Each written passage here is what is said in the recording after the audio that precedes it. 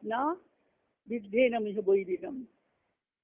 একে তোমার শত্রু বলে জানবে অর্জুন, এরা তোমার বিদ্ধি এনম বৈরী, একে শত্রু বলে জানবে, ভীষণ শত্রু, ঘোরতর শত্রু।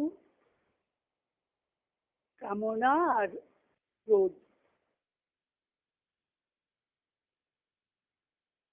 মহাসুরেরা। আবার মানস পূজার বিধানেও আছে যে মহিষং ক্রোধং বিদ্যাৎ, মহিষকে মানস পূজায়, মহিষ হলো ক্রোধের প্রতীক, দেবীর কাছে ক্রোধকে বলিদান করতে হবে। আমাদের ভেতরে যে ক্রোধ আছে সেকে কামনার কথা বলা নেই। এখন এই মহিষাসুরকে বধ করার জন্য অসুর ভাবকে এখানে সত্যদেবের কথা আমরা একটু পড়ি। অপূর্ব ভাষায় লিখেছেন যে তিনি এক, উপনিষদে পেয়েছি একোহং বহুশ্যাং প্রজা, আমি এক বহু হয়ে প্রজা সৃষ্টি করেছি, উপনিষদের কথা।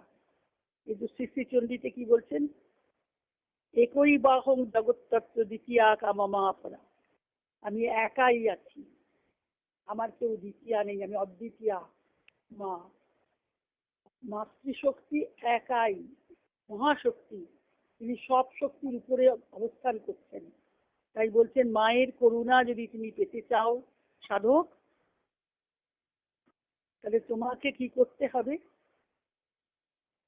তোমার ভিতরের যে রজগুণ তমগুণ তাকে নির্জিত করে সত্যগুণের প্রকাশ সাধন করতে হবে।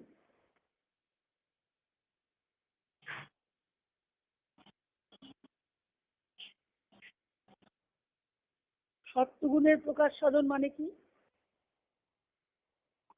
জ্ঞানের প্রকাশ। আমি কে না জানাটাই অজ্ঞান। আমি কে, আমি জানি না আমি কে, তাহলে এই আমি জানি না আমি কে, এটা যেমন অজ্ঞান। তবে আমি জানি না আমি কে, এখানে কিন্তু জ্ঞানও আছে, জানা কাজটাও আছে।